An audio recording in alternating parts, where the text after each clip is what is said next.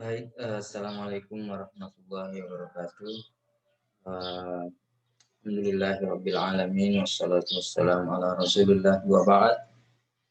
Alhamdulillah pada kesempatan yang berbahagia ini kembali lagi kita bertatap muka di eh, secara daring ya.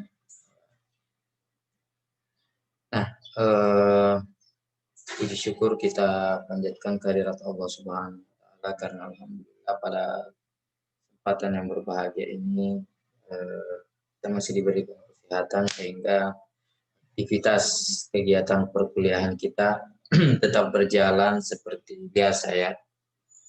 Salawat serta salam semoga tercurah kepada Nabi Allah Muhammad SAW. Baik adik-adik sekalian, kita sudah banyak membahas tentang konsep-konsep dalam Al-Quran ya, konsep ekonomi dalam Al-Quran. Nah, pada pertemuan kali ini kita akan membahas tentang distribusi dalam perspektif Al-Quran. Jadi bagaimana konsep distribusi itu menurut Al-Quran sesuai yang kita gali dari ayat-ayat yang insya Allah akan kita pelajari pada kesempatan bahagia.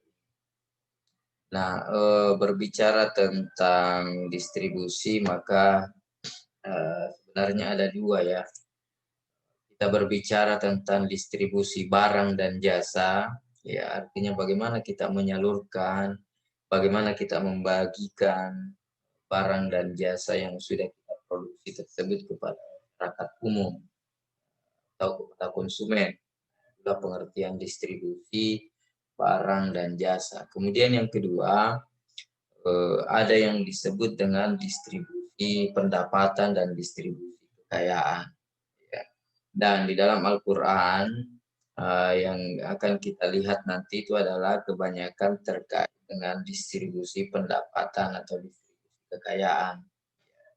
Karena itulah nanti yang apalagi namanya akan mempengaruhi perekonomian, ya, yang akan mempengaruhi ekonomi, kesejahteraan setiap individu, pendapatan dan distribusi kekayaan.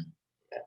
Kalau distribusi barang dan jasa tentu ada juga ya banyak hal yang dijelaskan di dalam Al-Quran tentang etika-etika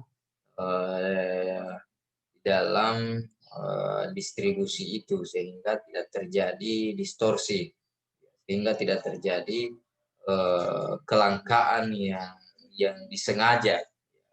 Ada kelangkaan yang memang disengaja atau by niat, ada kelangkaan yang tidak disengaja. Artinya kelangkaan itu karena secara alami, ya, bukan karena hasil daripada perbuatan manusia. Nah, yang terlarang itu adalah eh, apalagi namanya kelangkaan yang diakibatkan, yang disengaja, yang dibuat oleh manusia untuk tujuan agar supaya untuk menaikkan harga. Ya, itu tujuannya. Apalagi namanya kelangkaan yang terjadi dengan cara menimbun barang, ya dengan cara menyimpan barang-barang itu, barang-barang yang penting yang dibutuhkan oleh masyarakat dan tidak didistribusikan dengan baik.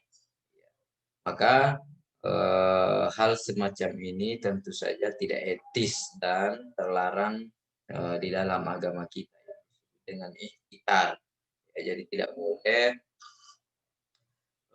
kita menimbun barang yang dibutuhkan oleh masyarakat yang mendesak sehingga menyebabkan kelangkaan dan ketika terjadi kelangkaan maka harga akan menjadi naik. Nah, nanti ketika harga itu naik barulah kemudian dia menjual. Nah, itu sebenarnya tidak dibenarkan. Berbeda kalau memang terjadi kelangkaan alami. Ya, misalnya karena memang supply-nya berkurang atau memang supply-nya menurun akibat dari misalnya produksi yang berkurang atau bahan baku yang berkurang. Nah, kemudian itulah yang menyebabkan sehingga, harga naik, permintaan demand-nya itu, maka itu tidak ada masalah. Ya, kenapa? Karena itu alami. Tapi yang dibuat oleh manusia, yang disengaja adalah dengan menimbun barang sehingga terjadi kelangkaan. Nah, kalau terjadi kelangkaan itu pasti akan mendorong, apalagi namanya kenaikan harga, sehingga menzolimi, masyarakat yang tidak mampu, ya. Berbeda halnya kalau misalnya apa yang dilakukan oleh pemerintah, ya karena pemerintah, juga melakukan ihtikar, menyimpan barang atau menampung barang, yang dibutuhkan oleh masyarakat, tetapi, bukan dalam rangka untuk terjadinya kelangkaan, tetapi, untuk mempersiapkan kalau nanti, eee, masyarakat membutuhkan barang tersebut, nah tinggal disalurkan saja seperti yang dilakukan oleh Bulog misalnya, ya Badan Usaha Logistik ya. Jadi apalagi namanya pemerintah melakukan impor misalnya dari luar negeri atau menampung hasil produksi panen dari masyarakat, itu kemudian disimpan sebagai persiapan. Kalau nanti terjadi kelangkaan, nah disitulah pemerintah melakukan operasi pasar untuk agar supaya tetap harganya stabil dan tidak menimbulkan, kepanikan di tengah-tengah masyarakat. Itu tentu untuk kemaslahatan masyarakat. Hal tersebut dibenarkan dan dibolehkan.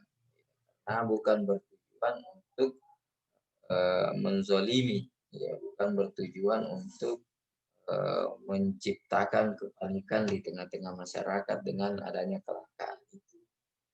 Nah, baiklah saya akan share, materi saya terkait dengan, konsep distribusi di dalam Al-Qur'an. Nah, ya baik, konsep distribusi di dalam Al-Qur'an. Eee, ya, konsep yang melatar belakangi adanya perbedaan dalam kehidupan manusia yang merupakan ketetapan Allah. Ya, jadi, ternyata perbedaan-perbedaan yang ada di dunia itu sudah menjadi, sunnatullah, ya, itu menjadi ketetapan Allah Subhanahu wa taala. Jadi tidak mungkin juga, semua kita ini, menjadi orang yang kaya, tidak mungkin di antara kita ini semuanya menjadi orang pejabat, tetapi, memang itu sudah menjadi sunnatullah bahwa ada yang kaya, ada yang, tidak kaya, ya tidak miskin ya, jadi kita usahakan menghindarkan diri dari kemiskinan, tetapi, tidak kaya dan apalagi namanya, kaya dan tidak kaya. Kemudian perbedaan membawa pentingnya untuk kerjasama antar satu dengan yang lainnya dalam rangka memenuhi kebutuhan hidupnya. Jadi ternyata, adanya perbedaan ini sebenarnya ada hikmahnya, ya. Kenapa? Hikmahnya adalah agar supaya terjadi kerjasama, ada saling membantu antara satu dengan yang lain. Ya, kenapa? Karena kalau semuanya menjadi orang yang kaya, kira-kira bagaimana? Misalnya semuanya menjadi pengusaha, siapa yang akan bertani? Siapa yang akan, menjadi nelayan? Ya, padahal kan kita butuh semua itu. Jadi kita sangat membutuhkan petani, kita sangat membutuhkan nelayan, kita membutuhkan juga pengusaha. Semuanya itu adalah agar supaya terjadi saling kerjasama. Ya, jadi, bahkan dalam hal pertanian pun itu terjadi kerjasama. Jadi ada yang membuat pupuknya, ada yang membuat racunnya, ada yang membuat peralatan untuk dipakai bertani, traktornya misalnya, cangkulnya, apalagi namanya itu, eee, alat-alat pertanian itu, pompanya dan lain-lain sebagainya. Nah, itu kan agar supaya memang terjadi, harmonisasi, terjadi kerjasama antara satu dengan yang lain. Ya, jadi itu sudah merupakan sunnatullah agar supaya roda perjalanan bumi ini tetap berjalan dengan baik. Kenapa? Kalau seperti itu, kita akan saling membutuhkan antara satu dengan yang lain. Kalau kita saling membutuhkan antara satu dengan yang lain, maka tentu kita akan melakukan harmonisasi. Hanya kalau tidak terjadi kebutuhan antara satu dengan yang lain, semuanya egois. Bisa-bisa kita semuanya menjadi punah. Bisa-bisa kita semuanya menjadi mati. Bagaimana kalau misalnya para petani juga semuanya mau berhenti menjadi petani dan ingin menjadi pengusaha misalnya? Kan tidak ada lagi yang bisa bertani, tidak ada yang bisa menghasilkan makanan, tidak ada yang bisa menghasilkan buah-buahan, tidak ada yang bisa menghasilkan apa yang kita mau makan. Sama halnya dengan nelayan, kalau dia juga sudah mau berhenti misalnya, nah ini kan berbahaya. Jadi ya, memang di dalam kehidupan kita ini dibutuhkan keselarasan, dibutuhkan saling membutuhkan antara satu dengan yang lain. Orang kaya membutuhkan orang yang tidak kaya. Nanti siapa yang mau dia perintah? Siapa yang mau dia minta menjadi pembantu? Siapa yang mau minta menjadi pegawai? Siapa yang dia minta untuk mengurusi ini, mengurusi itu? Nah, inilah fungsi daripada perbedaan. Jadi banyak sekali hikmahnya. Jadi itulah sunnah ketetapan Allah Subhanahu wa taala agar supaya kita menyadari itu bahwa ternyata kita ini adalah merupakan makhluk sosial. Makhluk sosial berarti kita membutuhkan orang lain. Jadi tidak ada satu orang pun di dunia ini yang tidak membutuhkan orang lain. Jangankan itu, tidak mungkin kita meskipun kita bisa memenuhi kebutuhan kita sendiri, tetapi ketika kita hanya sendiri saja, itu akan menimbulkan kebosanan. Pasti kita membutuhkan orang lain, kita membutuhkan teman bicara, kita membutuhkan teman hidup, kita membutuhkan orang lain. Jadi oleh karena itu, nah inilah yang perlu kita sadari sebagai eh, seorang yang memiliki nilai-nilai ekonomi Islam, bahwa kita tidak boleh menzolimi, kita tidak boleh apalagi namanya mengeksploitasi orang lain, kita boleh menipu, tidak boleh menipu orang lain. Kenapa? Karena pada hakikatnya kita manusia ini adalah merupakan makhluk sosial yang tergantung dan sangat membutuhkan orang lain di dalam kehidupan. Jadi itu ya, eh, bahwa eh, antara satu dengan yang lain dalam rangka untuk memenuhi kebutuhan hidupnya, itu merupakan sunnatullah. Perbedaan itu adalah merupakan sunnatullah. Kemudian apalagi namanya, yang kedua, konsep Al-Quran tentang distribusi. Jadi yang pertama yang ayat yang pertama yang kita baca ini adalah di dalam Quran surah lagi namanya Al-An'am ayat 165 ya. Wa huwal ladzi ja'alakum khala'ifal ardh wa rafa'a ba'dakum fawqa ba'din darajatil liyabluwakum fima atakum. Inna rabbaka sari'ul iqab wa innahu lagafurur rahim. Jadi terjemahnya adalah wa huwal ladzi ja'alakum khala'ifal ard, dan dialah Allah. Ya, jadi wa huwa itu kembali kepada Allah Subhanahu wa taala. Dialah Allah yang menjadikan kamu khala'ifal ard, penguasa-penguasa di bumi, atau orang-orang yang menjadi penanggung jawab di bumi ini, yang menjadi orang yang diberikan amanah untuk memakmurkan bumi ini. Khalifah. Khalifah adalah orang yang senantiasa berbuat, yang diberikan amanah, yang diberikan apalagi namanya amanah oleh Allah Subhanahu wa taala untuk mengelola bumi ini. Wa rafa'a ba'dakum fawqa ba'din darajatin. Jadi sebagian Allah Subhanahu wa taala angkat ba'dakum fauqa ba'din, terhadap sebagian yang lain. Ya, jadi itu yang saya sebutkan tadi, bahwa memang terjadi perbedaan. Jadi ada yang kaya dan ada yang tidak kaya. Liyabluwakum fima atakum, agar supaya mengujimu tentang apa yang diberikan kepadamu. Ya, jadi sebenarnya pada hakikatnya, jadi apa yang diberikan oleh Allah Subhanahu wa taala itu adalah merupakan ujian bagi kita. Ya, liyabluwakum fima atakum, agar supaya Allah memberikan ujian kepada kita terhadap apa yang Allah Subhanahu wa taala berikan kepada kita. Sejauh mana kita mampu memanfaatkan itu. Sejauh mana kita mampu apalagi namanya, memperoleh, mencari ridha Allah Subhanahu wa taala dari apa yang Allah berikan kepada kita. Inna rabbaka sari'ul iqab, sesungguhnya Tuhanmu sari'ul iqab, sangat cepat sekali balasan, memberikan balasan. Ya, jadi ya setelah tadi Allah mengatakan bahwa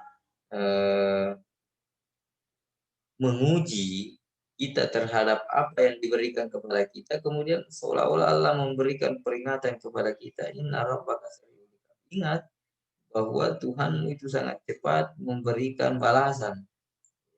Wa innahu lagafurur rahim, sesungguhnya Allah Maha Pengampun lagi Maha Penyayang. Jadi inilah yang ingin disampaikan oleh Allah Subhanahu wa taala, ya, terkait dengan apa yang diberikan oleh Allah Subhanahu wa taala kepada kita. Jadi bagaimana kita mendistribusikan itu. Bagaimana kita mendistribusikan harta yang diberikan oleh Allah Subhanahu wa taala kepada kita. Kenapa? Karena itu adalah merupakan ujian.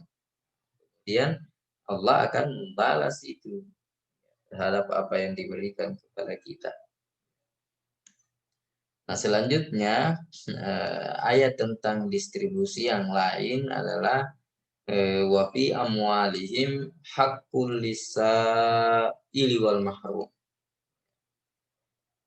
Dan pada harta-harta kalian itu, Allah apalagi namanya, sebenarnya di sini him itu kembali kepada mereka. Jadi kembali kepada mereka adalah kepada manusia.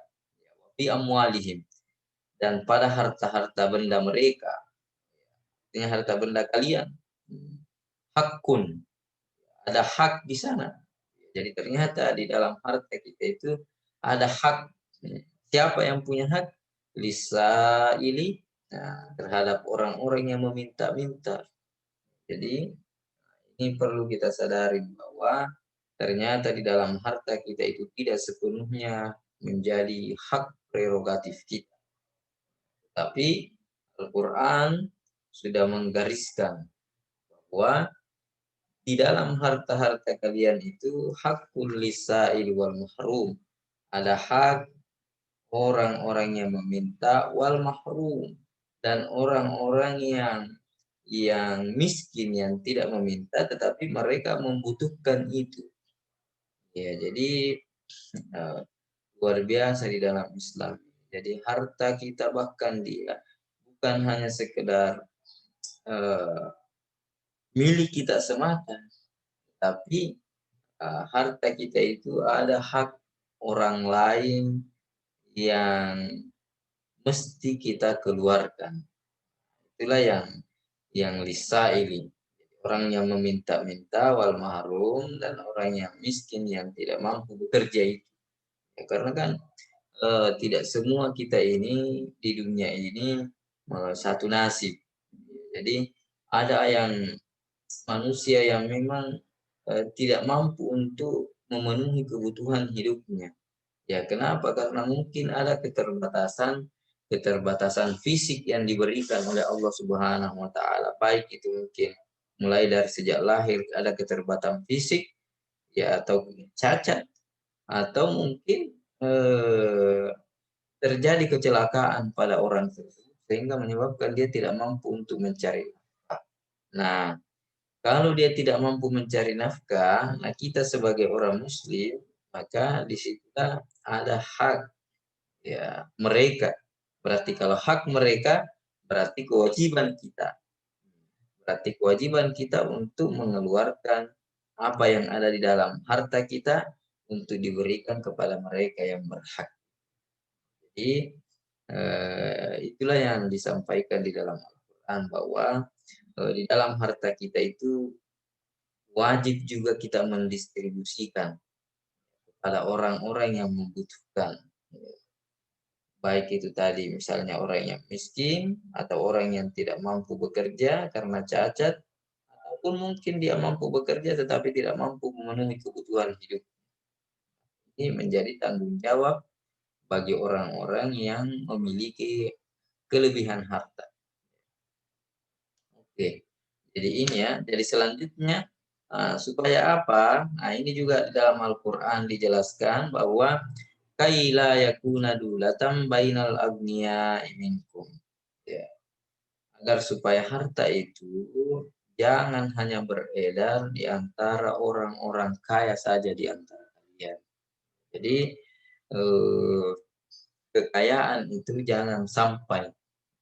Dalam Al-Quran dijelaskan bahwa jangan sampai hanya beredar kepada orang-orang yang kaya saja. Artinya mereka saja yang menikmati kekayaan mereka, mereka saja yang apalagi namanya itu menikmati. Tapi bagaimana agar supaya kita menyebarkan, mendistribusikan juga kepada orang lain. Kita membantu orang lain. Ya. Selanjutnya, konsep distribusi dalam Islam bukan sekedar mengedepankan aspek ekonomi. Ya tentu saja ini etisnya ya. Jadi apalagi namanya kita sebagai umat Islam sangat dituntut untuk berusaha untuk mencari harta. Kenapa? Karena dengan harta, dengan kekayaan itu akan mengantarkan kita untuk dekat kepada Allah Subhanahu wa taala dan untuk menjadi orang yang bermanfaat dan orang yang sebagaimana diberikan oleh Allah Subhanahu wa taala amanah kepada kita menjadi khalifatullah fil ardh. Nah, tetapi ketika kita sudah mendapatkan itu, maka ada hal lain, bukan hanya aspek ekonomi yang menjadi ukurannya, tapi harta kepemilikan, bagaimana terdistribusi, penggunaan potensi kemanusiaannya yang berupa penghargaan hak hidup dan kehidupan. Jadi orang kan selalu berpikir harta yang dia miliki bagaimana agar supaya bertambah sehingga dia tidak mau mengeluarkan hartanya kecuali kalau misalnya itu mendatangkan manfaat ekonomi yang lain. Jadi dia tidak mau mengeluarkan misalnya uangnya kecuali ada faktor-faktor ekonomi yang melatar belakang. Saya memberikan kepada kamu misalnya pinjaman seperti ini.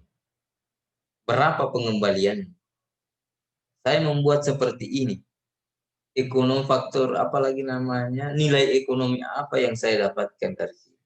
Nah, di dalam Islam, ekonomi Islam itu tidak hanya sekedar berpikir di sana, itu dibenarkan tentu saja. Karena bagaimana kita mengelola harta ini agar supaya kita bangkrut. Bagaimana kita mengelola harta ini agar supaya la ta'kul zakah istilahnya di dalam perkataan Umar itu. Sehingga tidak hanya dimakan oleh zakat, tetapi uang atau harta kekayaan kita itu harus diproduktifkan, harus dibisniskan, harus didagangkan, harus diusahakan.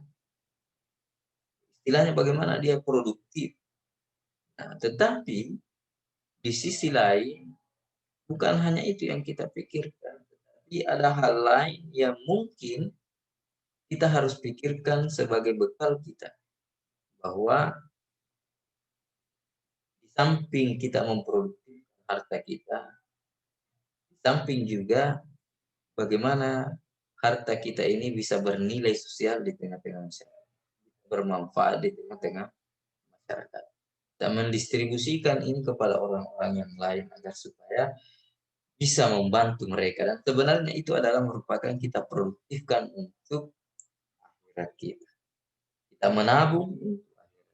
Jadi kita menabung harta kekayaan kita, ada yang kita tabung untuk sifatnya kita produktifkan dalam bentuk produktif duniawi, juga ada yang kita produktifkan dalam bentuk produktif rawi akhirat. Jadi itu yang selalu tertanam dalam jiwa seorang muslim. Konsep distribusi, di samping kita mendistribusikan harta kita ini, memutar harta kita ini dalam kegiatan produktif perekonomian agar supaya harta kita tidak berkurang dalam hal asetnya, bahkan bertambah terus, bahkan dalam hal pengembaliannya, pendapatannya, labanya itu bisa bertambah. Tapi di satu sisi kita harus juga mengingat bahwa ada hal lain yang sifatnya tabungan ukhrawi, tabungan akhirat kita yang harus kita pikirkan. Dan karena kita adalah merupakan makhluk sosial, maka bagaimana kita melihat lagi namanya orang-orang, bagaimana kita melihat masyarakat agar supaya bisa terbantu dengan adanya kekayaan yang kita miliki. Oke. Nah, kekayaan setiap individu harus memperoleh jaminan pemenuhan kebutuhan apalagi namanya primer atas dasar keadilan yang bermaslahat. Ya, upaya mencapai keseimbangan ekonomi. Ya. Nah, bahwa setiap individu di dalam Islam itu harus terpenuhi kebutuhan primernya. Apa itu kebutuhan primer atau yang disebut dengan daruriyat? Bahwa ada kebutuhan yang sifatnya fisik. Dia membutuhkan makan, dia membutuhkan minum, dia membutuhkan pakaian, dia membutuhkan tempat tinggal. Ini kebutuhan yang mendasar, yang primer ya, yang dalam ekonomi itu. Nah, setiap individu harus seperti itu. Jadi tidak boleh ada individu yang terlantar, yang mau makan tetapi tidak punya makanan, yang mau minum tidak punya minuman, yang mau berpakaian tidak punya pakaian. Maka disitulah fungsinya kita sebagai seorang muslim, bagaimana kita membantu sesama kita, atau mungkin bagaimana kita mengarahkan agar supaya pemerintah dapat mengelola, membantu itu dengan baik, tentu saja melalui dengan bantuan kita. Karena pemerintah juga kan hidupnya dari pajak, ya, dari pungutan masyarakat. Nah, oleh karena itu, bagaimana kita bisa menggerakkan ekonomi agar supaya perekonomian negara itu menjadi bagus, dan setelah itu disitulah akan terjadi distribusi pendapatan, distribusi melalui dengan adanya misalnya tenaga kerja, ya, atau dengan jalan kita membuka lapangan pekerjaan, kita membuka usaha, dan kita merekrut karyawan-karyawan, kita merekrut tenaga kerja. Nah, itu juga pendapatan, ya, agar supaya kebutuhan primernya itu harus terpenuhi. Jadi tidak boleh berdosa seorang muslim kalau ada orang yang berada di lingkungannya, di sekitarnya, di samping rumahnya, sekitarnya, yang mau makan dan dia tidak mendapatkan makanan, padahal dia memiliki makanan yang berlebih. Nah, itu harus dicamkan itu. Jadi tidak boleh ada orang yang kelaparan, tidak boleh ada orang yang telanjang karena tidak punya pakaian. Nah, bagaimana lagi namanya seorang muslim itu harus membantu itu. Itulah distribusi pendapatan, distribusi kekayaan. Nah, ada beberapa cara nanti, ya terutama mungkin di dalam Al-Quran itu dalam distribusi kekayaan banyak sekali caranya. Jadi banyak instrumen yang disediakan ya menurut konsep Al-Quran itu. Nanti kita akan, nah ini kita akan melihat distribusi kekayaan. perbedaan kemampuan pikiran dan fisik. Jadi ada orang yang pikirannya itu memang adalah jiwa-jiwa entrepreneur atau jiwa-jiwa usaha, sehingga dia bisa menghasilkan apalagi namanya kekayaan. Dan ada orang yang memang secara pikiran itu tidak mampu sampai ke sana. Itu apalagi namanya terjadi memang perbedaan. Kemudian dari segi fisik, ada orang yang sempurna secara fisik yang mampu melakukan pekerjaan, ada orang yang tidak sempurna fisiknya sehingga tidak mampu melakukan pekerjaan. Sehingga disitulah fungsi daripada distribusi kekayaan, distribusi pendapatan. Nah, bagaimana mekanisme ekonominya? Lalu Baitul Mal. Kalau Baitul Mal ini pemerintah Islam dulu ada namanya Baitul Mal, rumah harta. Jadi disitulah dikumpul kekayaan kekayaan negara, kemudian diberikan kepada orang-orang yang berhak, kemudian dikelola dengan baik. Kalau sekarang ini mungkin, bagaimana negara mengelola itu? Kementerian Keuangan dalam anggaran pembelanjaan negara APBN, ya pendapatan negara, nah itu mengelola itu. Sehingga bagaimana bisa masyarakat, mungkin ada yang tidak langsung juga kayak mungkin dengan pembangunan jembatan, pembangunan jalanan. Nah ini kan secara tidak langsung, tapi dari situlah mungkin sentra-sentra ekonomi, dari situlah mungkin perekonomian akan tumbuh. Kalau perekonomian tumbuh berarti otomatis distribusi kekayaan itu kepada masyarakat akan cepat akselerasinya. Ya. Nah, Baitul Mal. Berarti bagaimana Baitul Mal ini mendorong, bagaimana Baitul Mal ini membantu kepada orang-orang yang tidak mampu dari itu. Kemudian ada dari segi upah atau gaji atau apalagi namanya itu salari ya yang diberikan kepada orang-orang yang bekerja. Saya tadi misalnya kita merekrut tenaga kerja dalam usaha kita, dalam perusahaan kita, nah kemudian kita memberikan upahnya, kita memberikan gajinya sesuai dengan ukuran paling minimal adalah kebutuhan primer mereka, kebutuhan yang harus dipenuhi di dalam kehidupannya. Ya. Kemudian ada sewa. Jadi kalau itu juga merupakan distribusi kekayaan. Ya, kesenja, apalagi namanya dengan sewa ini misalnya dia memiliki apalagi namanya tanah, dia memiliki rumah, atau dia memiliki misalnya tempat yang kira-kira bisa produktif, tapi dia tidak mampu untuk memproduktifkan, maka kita menyewa itu. Kemudian dari situ dia mendapatkan uang. Itu juga seperti itu. Kemudian larangan menimbun emas dan perak atau larangan menimbun uang. Nah, ini juga apa pengaruhnya? Pengaruhnya adalah kalau kita menimbun uang, otomatis uang itu yang beredar akan berkurang.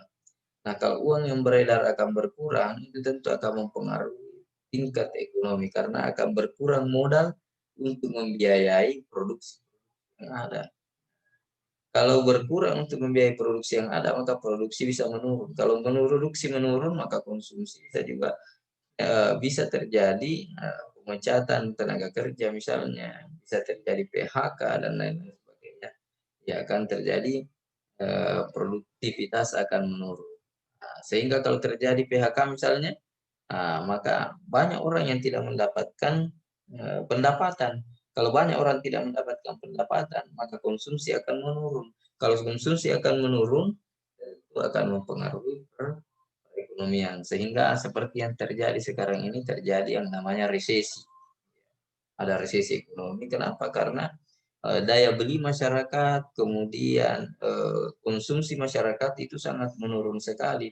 Nah, kalau konsumsi masyarakat, daya beli masyarakat menurun, otomatis itu akan mempengaruhi tingkat produktivitas ekonomi dalam suatu negara. Nah, sehingga akan menimbulkan adanya misalnya PHK, orang kehilangan pekerjaan dan lain-lain sebagainya. Dan itu sangat membuat perekonomian negara kita akan jadi tidak bagus, ya, tidak sehat.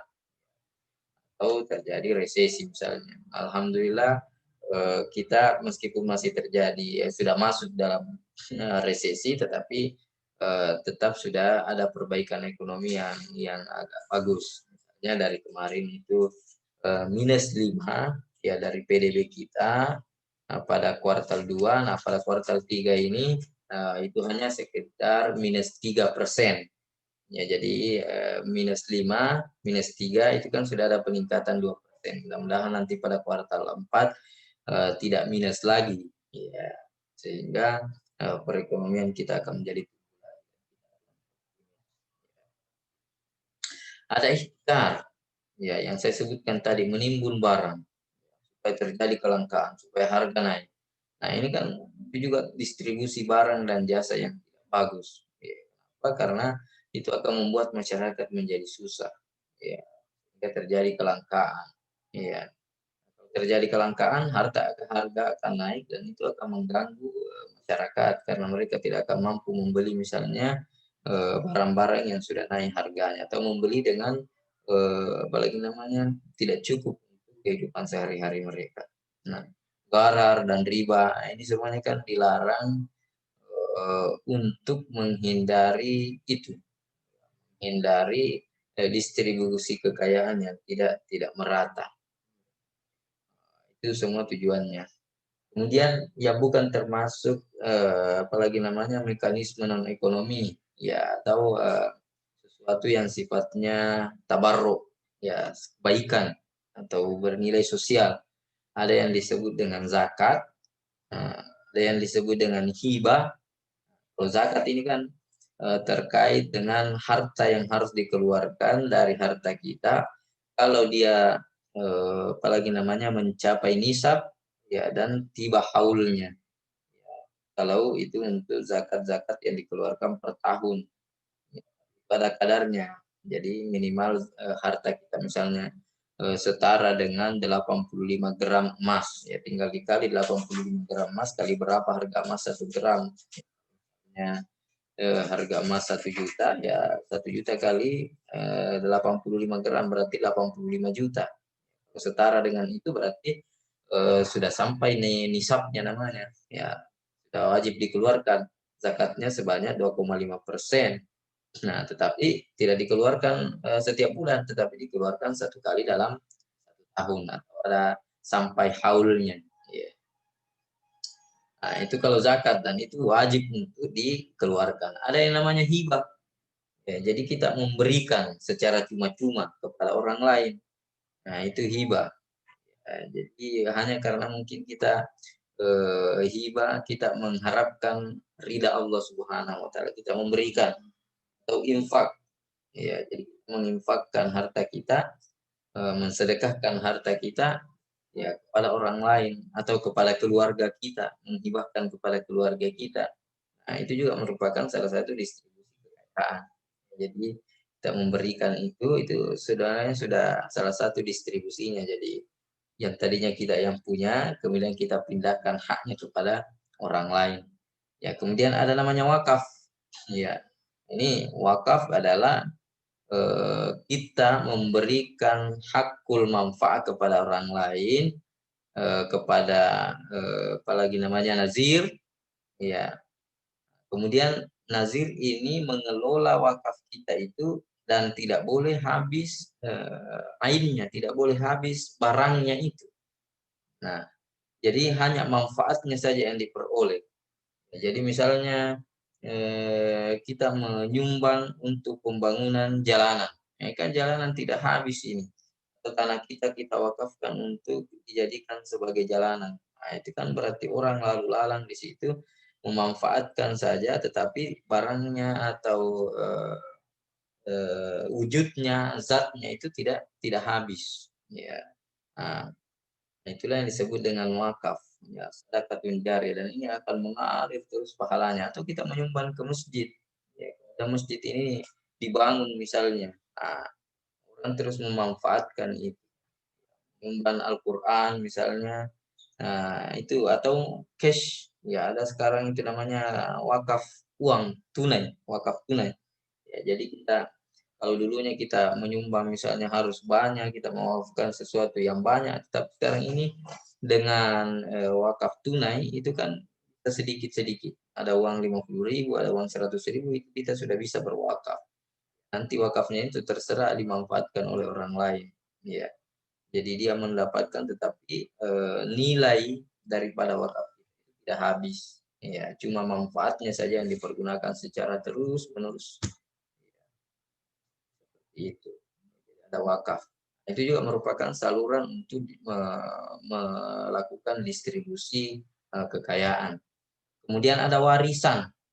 Ya, warisan juga ini adalah merupakan salah satu distribusi kekayaan. Yang pertama tadi misalnya, orang tuanya yang memiliki hartanya, kemudian dia wariskan kepada anaknya. Jadi perpindahan hak dari, orang tua kepada anak. Ini kan terjadi distribusi kekayaan semuanya. Nah, itulah cara-cara dan banyak sekali instrumen-instrumennya di dalam Al-Quran. Ada zakat, ada hibah, ada wakaf, ada waris, ya seperti tadi. Ada infak sedekah ya. Iya. Nah, kemudian iya, jadi ini yang ingin saya sampaikan terkait dengan distribusi dalam konsep Al-Quran. Jadi mengajarkan kepada kita bahwa harta itu harus tersebar kepada semua orang, harus tersebar kepada orang, apalagi namanya kepada orang lain, sehingga bukan hanya terfokus kepada kita. Dan instrumennya itu banyak sekali tadi.